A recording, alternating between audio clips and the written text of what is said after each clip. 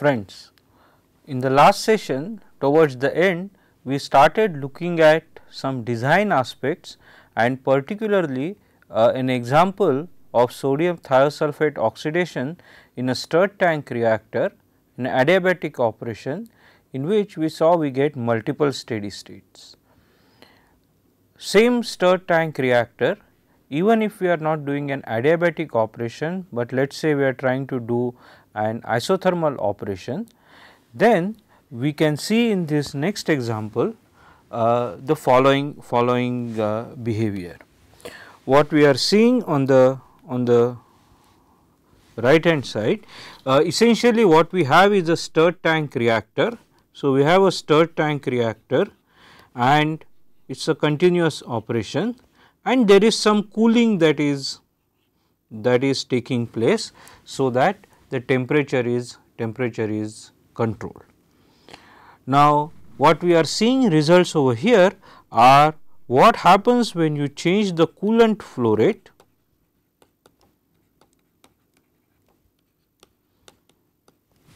and what steady state temperature. So, steady state temperature in the reactor on the y axis. So, let us try to do an experiment where let us say that we start with very high value of coolant flow rate. Now, when you have very high value of coolant flow rate, you can expect the temperatures to be lower and this is what we get. So, let us now do an experiment where we started with this point and then went on decreasing the flow rate, wait for some time for steady state to attain and note the temperature, and this is what we will see if we keep on decreasing the coolant flow rate.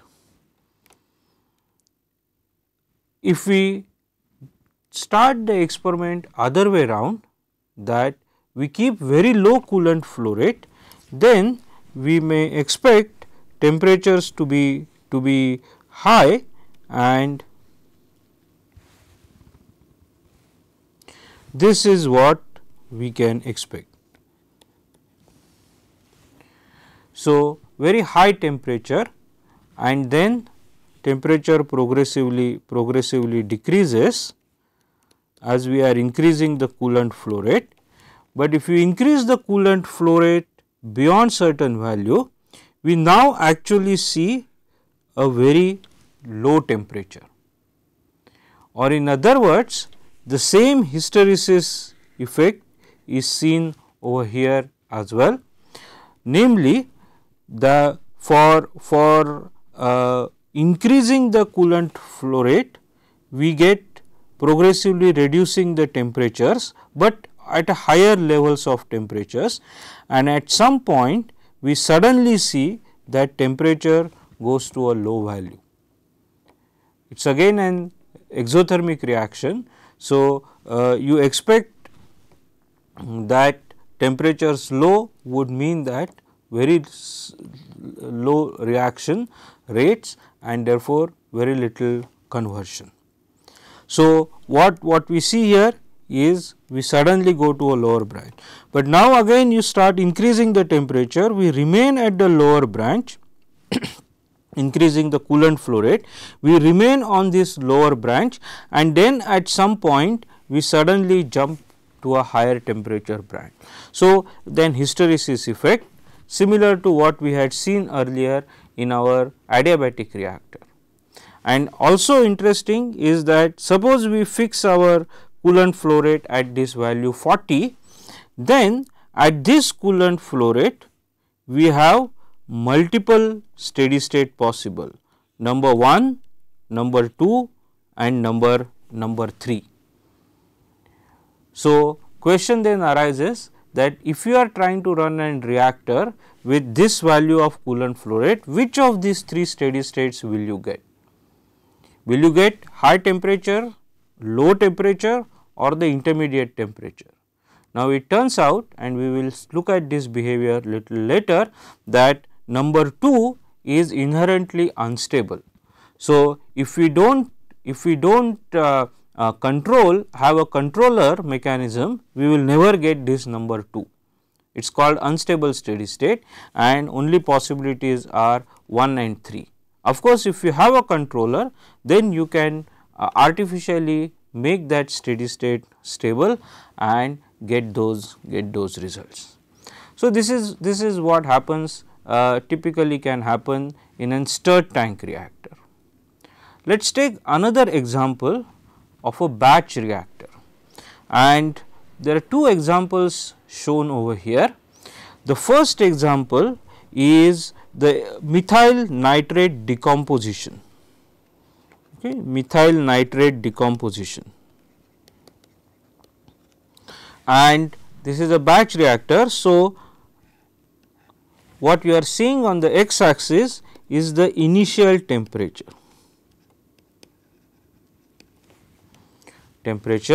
and this is initial pressure.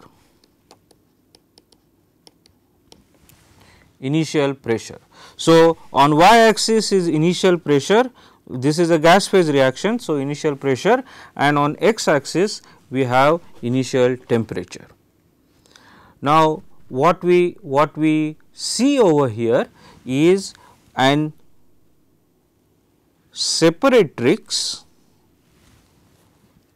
The name for this separatrix will become clear in a minute.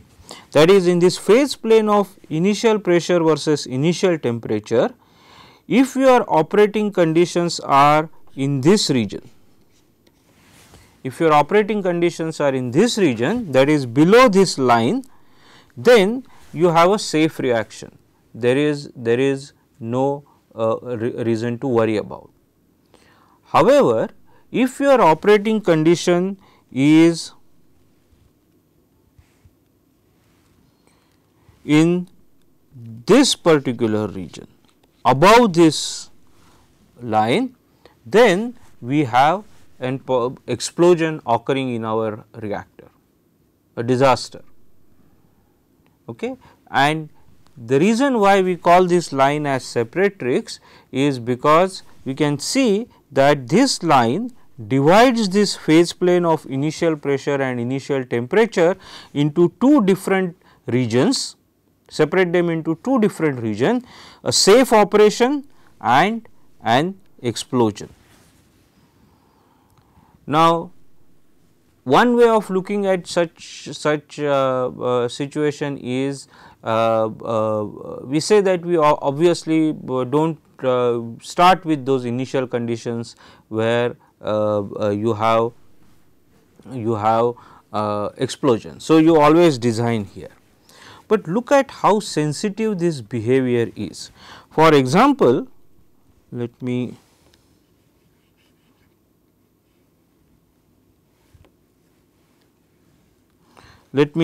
just for sake of illustration, let us say that we have chosen an operating condition over here, okay, a safe operation. I have no cause to be worried, but something happens at the start of this reaction, and temperature which was supposed to have been at these levels, which is about 530 K, incidentally happens to be 540 or 535, same pressure but higher temperature. And now look at what has happened in our reaction. So, this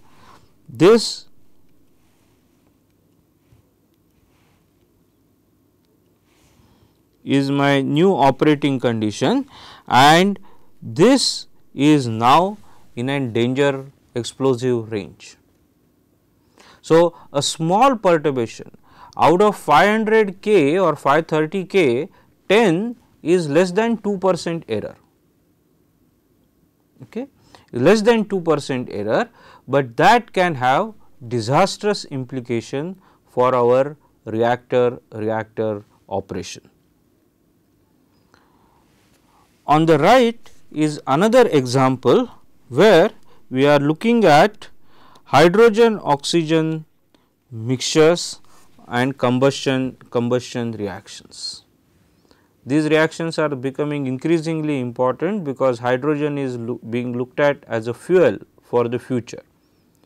But look at what is likely to happen in such reactions.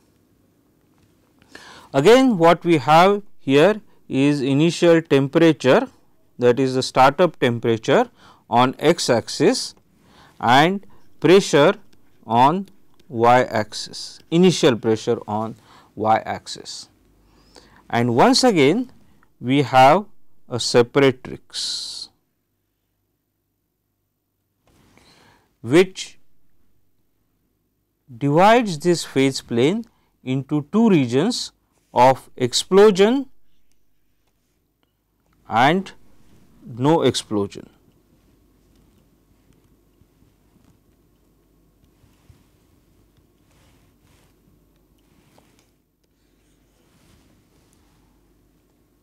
And unlike in the previous example, this separatrix is a crazy shape, it is not a unimodal, it is not continuously going down. What it means is, for example, if we are starting somewhere over here, all these conditions up to this point are safe, but then we have unsafe region in this boundary, and once again we have a safe region, or in other words, this portion safe operation, this portion unsafe operation, once again safe operation. So, slightly different. What it means is, we are looking at partial pressures. So, lower pressures and higher pressures are okay for a given temperature, but any intermediate pressure is a cause for concern, that is, we will have an explosion. So, this is another possible behavior in a batch reactor, and once again the sensitivity issue is also at play, that is, to cause changes from non-explosive to explosive region, you do not need a huge change or operating condition difference. A small difference is enough to cross over the boundary between safe operation to an explosive operation.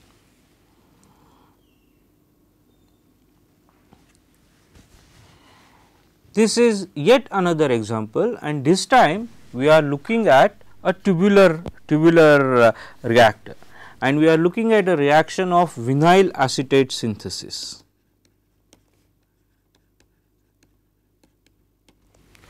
Vinyl acetate synthesis in a tubular reactor, and what we are looking at is, on the x axis is the length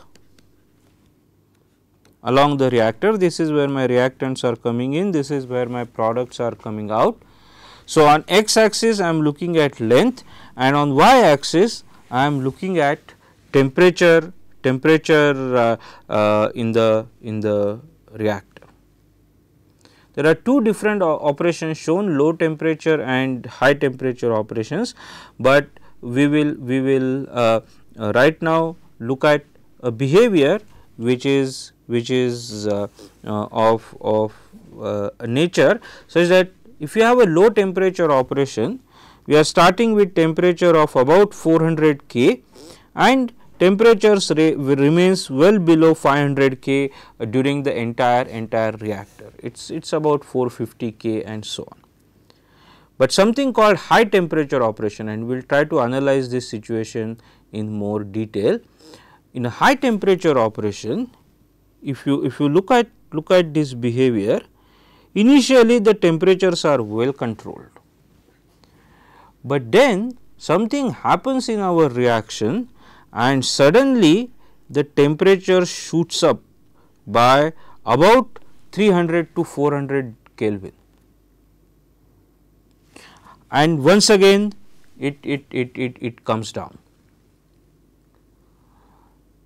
Now, if you look at this behavior of this temperature suddenly increasing,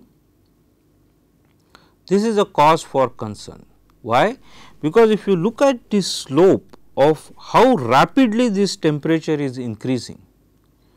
It is too high, it is almost infinitely large, and so is the way in which it is cooling, giving rise to an effect what is called as hot spot in a tubular reactor. If you look at this temperature rise, it is almost like there is a region in the reactor, this particular spot, where temperature is suddenly very high. Let us say that point is somewhere over here. So, below this temperatures are all right, after this presumably temperatures are all right, but there is a hot spot in the reactor at this particular location, and this behavior is like a spot behavior because the slope of this increase in temperature is almost infinitely large. Now, one may argue that temperatures are coming down, so why bother about this? We have to be worried about this behavior for a simple reason. This magnitude what you see here increase is not a small magnitude, it is about 300 K.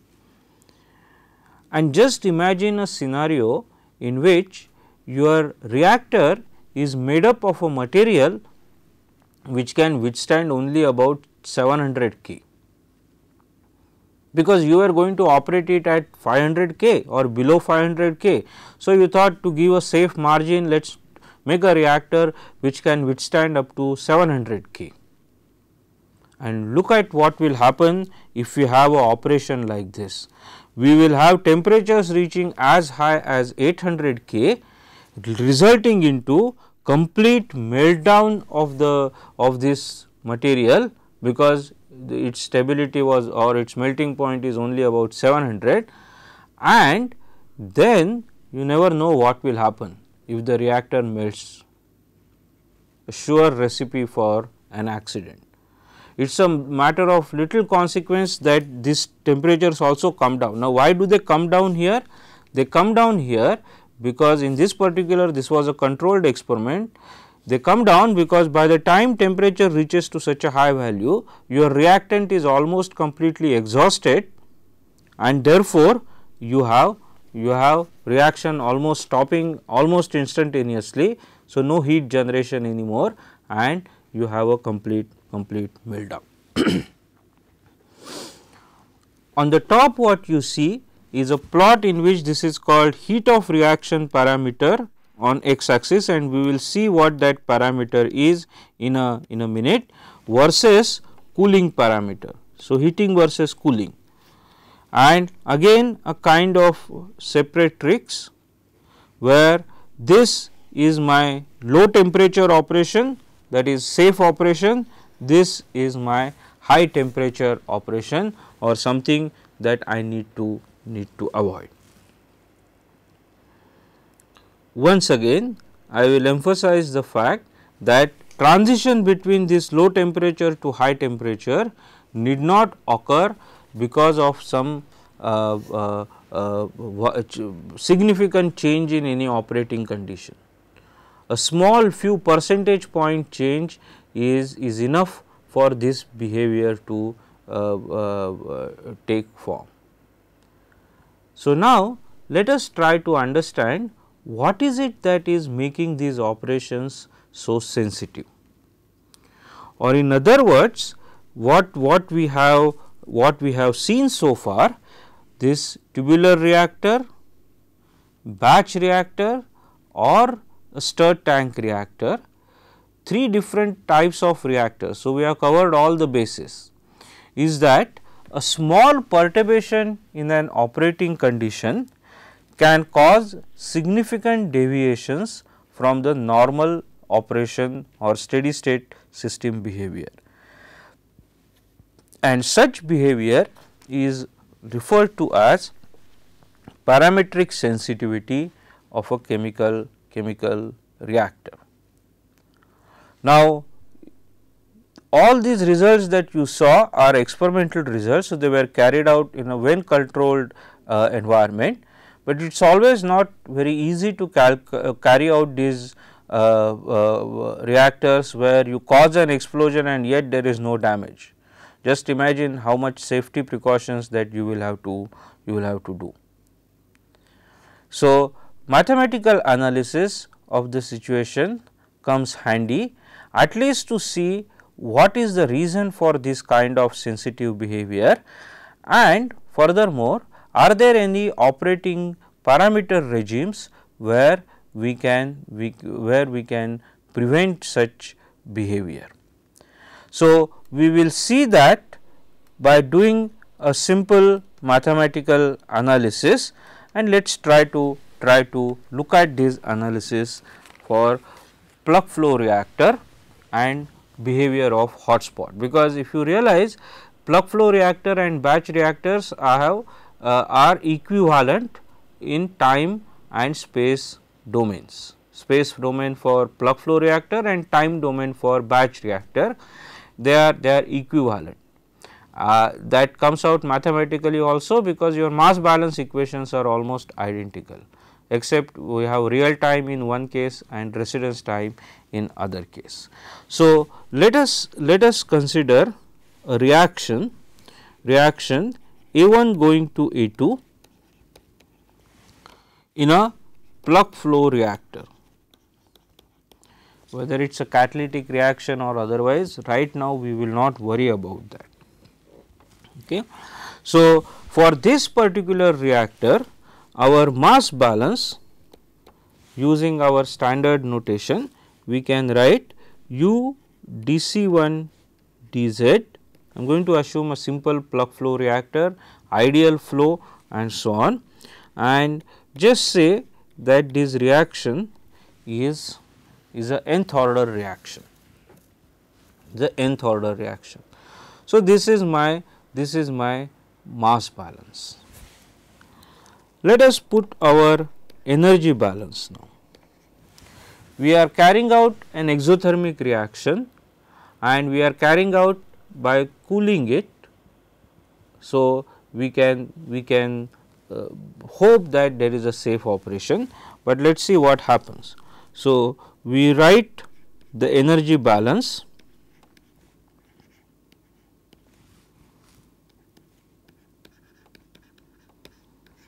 convective energy transport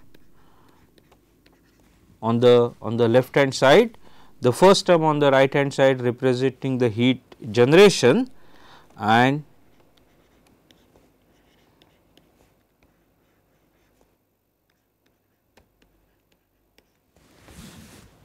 heat removal rate. So, what am I writing my balances for? The concentration or the mass balance for species A.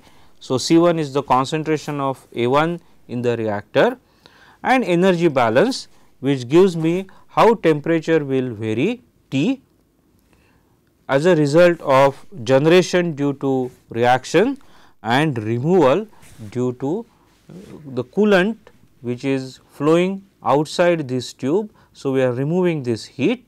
The diameter of the tube is dt, U is the overall heat transfer coefficient, and Tr is the reference temperature for the coolant fluid.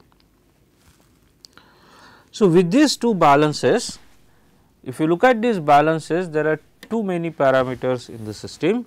So, let us try to reduce the parameter space by few, and it turns out that we will end up with 2 if when we do this by looking at defining some dimensionless quantities, starting with x as dimensionless concentration in this manner, which is nothing but our conversion C10, that is the inlet concentration minus the exit concentration divided by inlet concentration. Let me define my dimensionless temperature as T minus T0 divided by T0. Temperature T in the reactor minus what was there at the inlet conditions into gamma. We will worry about what is this gamma. This gamma as E by r t naught and residence time tau as z by velocity u into k at t naught into C10 raised to n minus 1. What is this? All this k t0 C1 raised to n minus 1 and all that.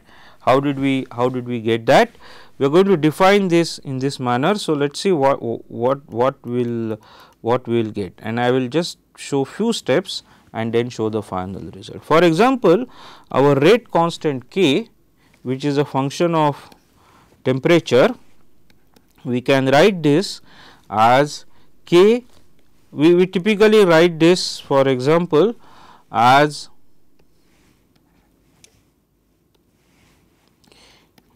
Arrhenius rate law, right.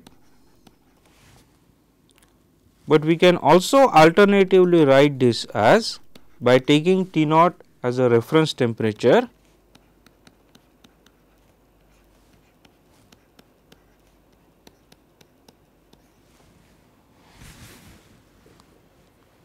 let us just rearrangement to serve our purpose, and what is that purpose will become clear in a minute. So, this we can write as k naught, and let us take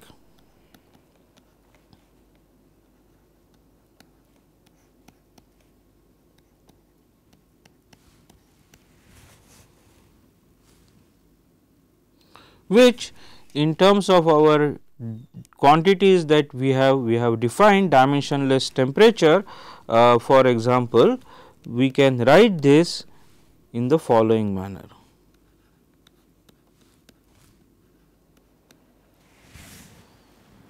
That is my dimensionless reaction rate rather in terms of this dimensionless temperature. So, now this motivation for making this dimensionless will become clear. For example, if I take my mass balance and instead of C1 express it in terms of x, I will end up with the following, and the appropriate tau. So, all I am going to do is put these dimensionless quantities into these mass balances, and I will get my dimensionless equation of mass balance as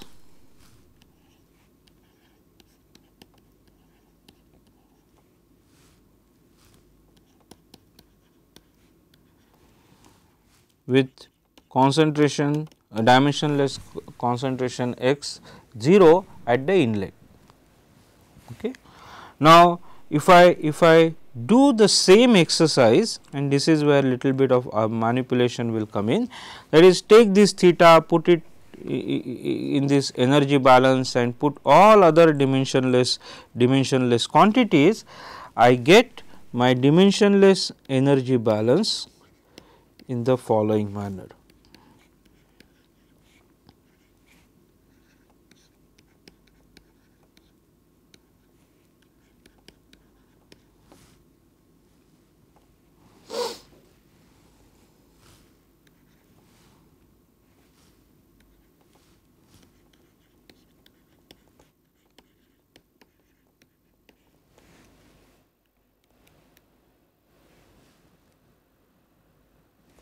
Let me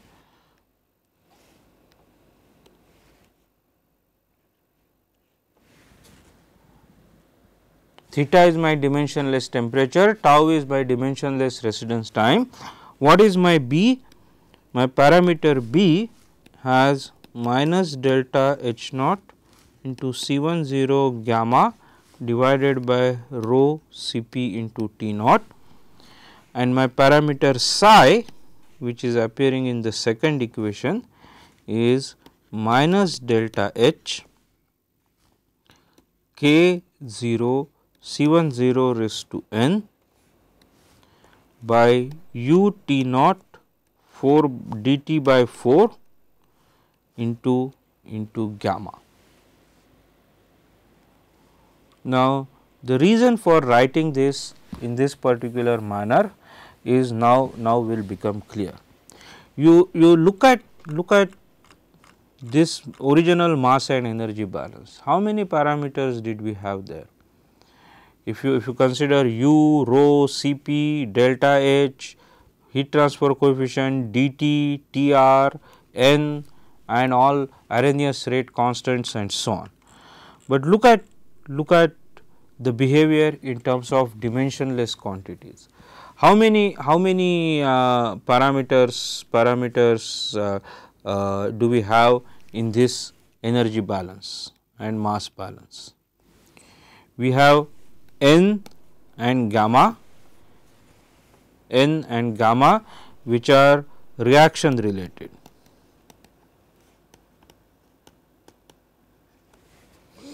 Okay. B, if you remember something little bit from our previous discussions, is actually nothing but maximum adiabatic temperature rise.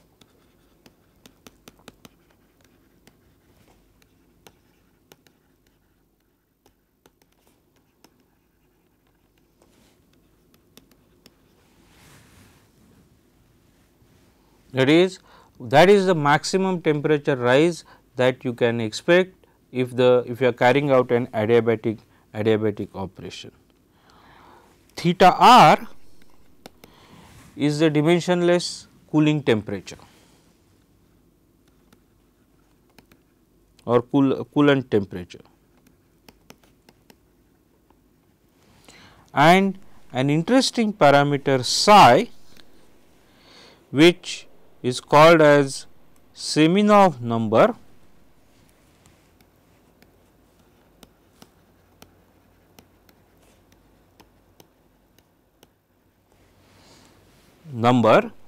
and if you look at these terms in this actually is a ratio of heat release potential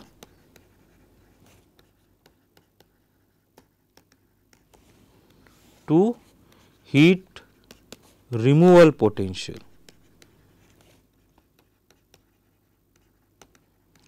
Why do we say that? Because if you actually look at, let's write down this in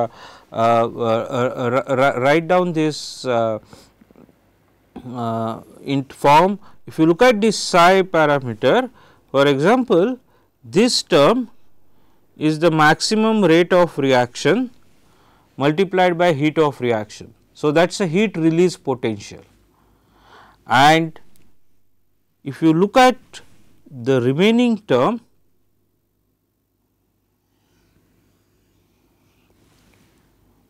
it is actually, one can look at it as U into T naught divided by 4 by dt, which is actually nothing but, if you look at this heat removal term. Now, what is the maximum potential, or is a measure of heat removal potential? 4 U T naught by dt, and that gamma is because we have non-dimensionalized it in a particular way. But the point is that this parameter psi measures heat release or rates heat release with vis-a-vis heat removal. So, what does a large value of psi, what would it mean? Large value of psi would mean that heat release potential is much higher than heat removal potential. Okay. Now, let us go back to this equation, mass and energy balance, and in order to simplify this analysis, we are going to make one assumption which is not strictly valid when the reaction is taking place, but is a good approximation, because we find that this heat hotspot or these kind of behaviors are occurring very early in the reaction. What do I mean by that? If you go back and look at our example of this reactor, our hotspot is definitely at the early stage when the even before the midway point.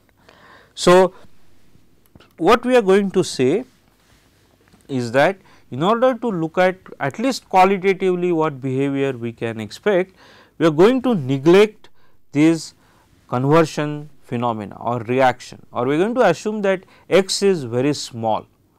That means, not much reaction has occurred. If that is the case, then I can write my energy balance, the same energy balance. So, I am going to rewrite this energy balance by neglecting this 1 minus x term, because that value is close to unity. So, that is why I said this is not an exact analysis, but it is a good approximation. So, what we are going to say is that my energy balance is of this kind: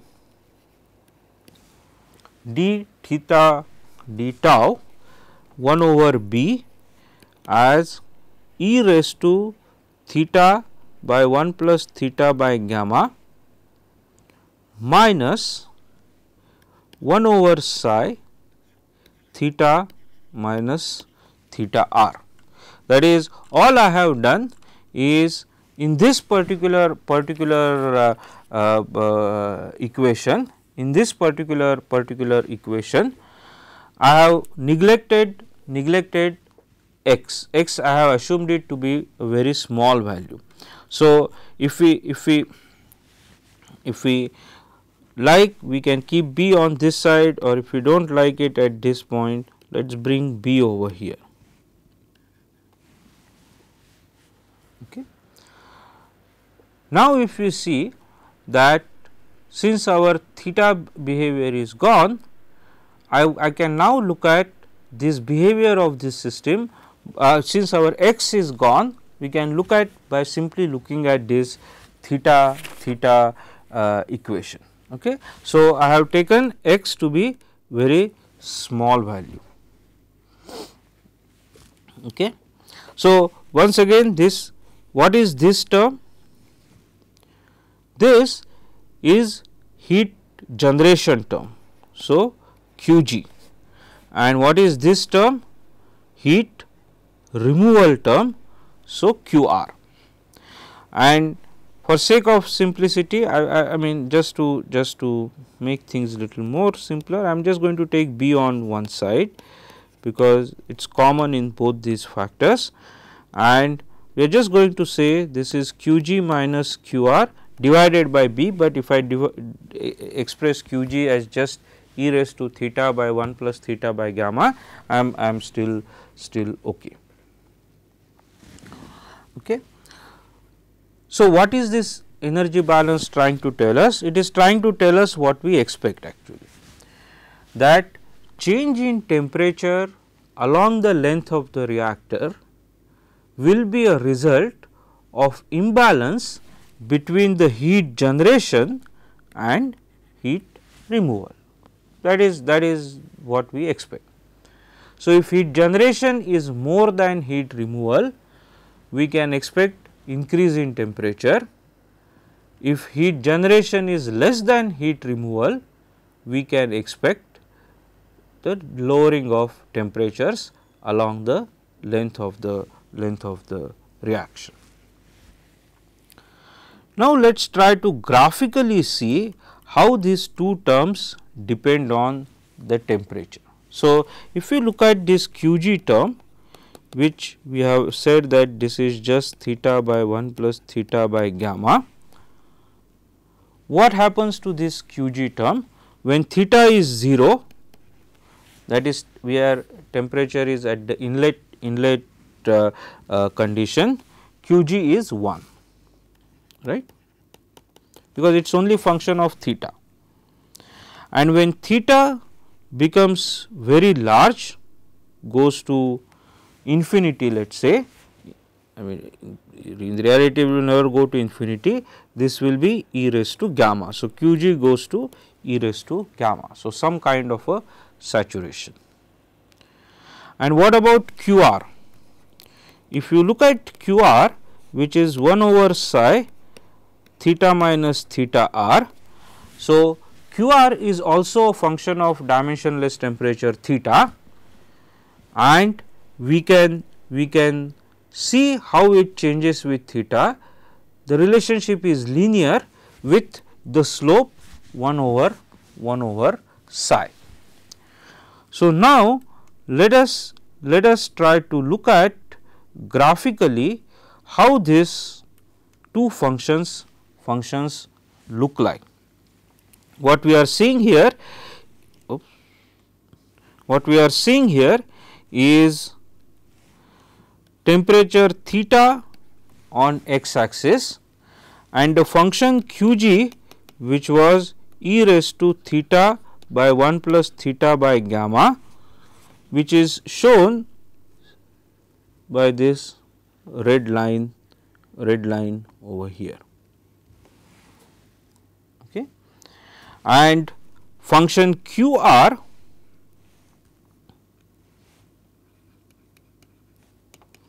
which is 1 over psi theta minus theta r, graphically will look like straight lines, which are these different lines that we see with the slope 1 over psi. So, there are various these different lines, but slope of this line is 1 over psi.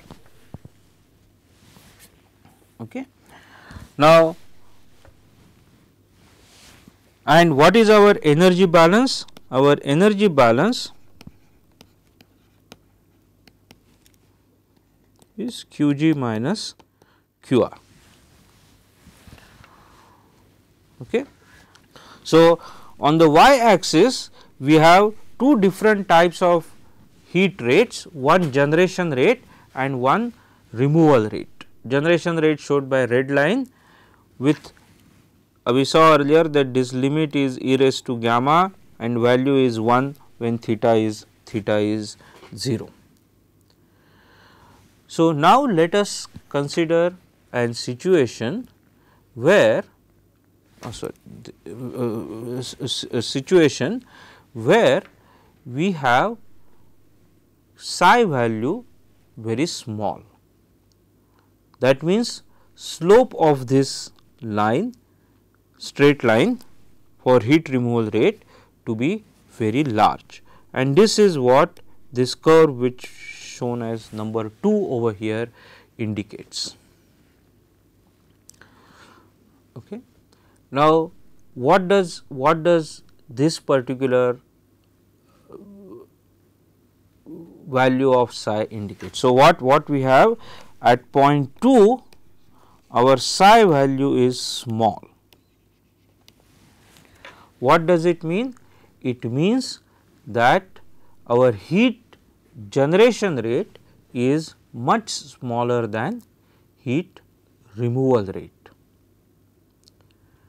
So, now let us try to imagine how this reactor behavior will take place if our temperature is as we proceed along the length of the reactor. We start with theta equal to 0, theta is 0 at the inlet. So, we start over here and we see that Qg is higher than Qr. So, temperature will start increasing. So, I am just going to plot a simple sketch here just to illustrate the idea that how temperature will increase. But what happens as my temperature is increasing? I think I need to just enlarge that figure so that we are together on this. So, this is my heat line, removal line, and this will not help either. Let me make it even more bigger.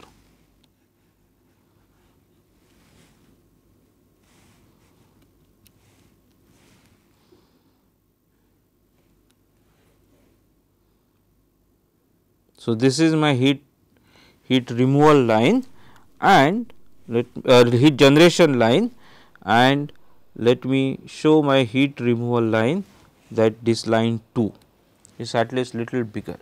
So, we started our operation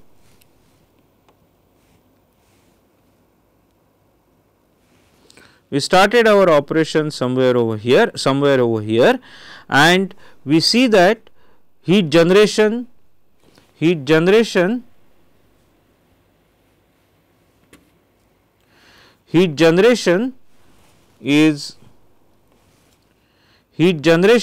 more than heat removal, and so temperature will slightly increase.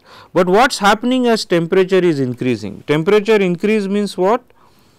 We are moving in this direction.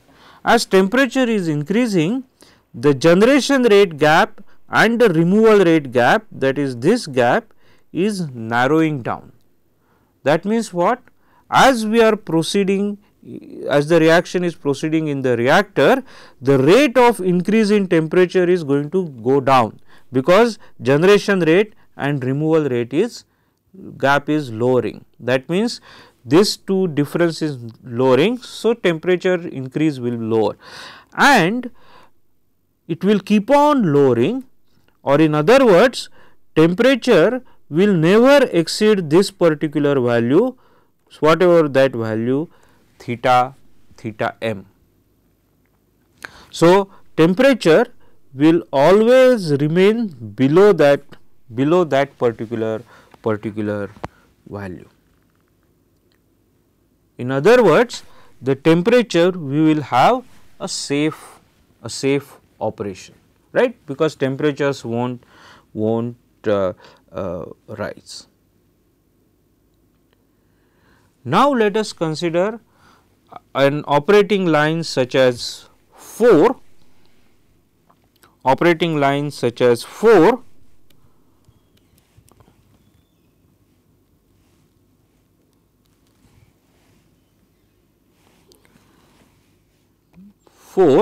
where psi value is large and the slope is small.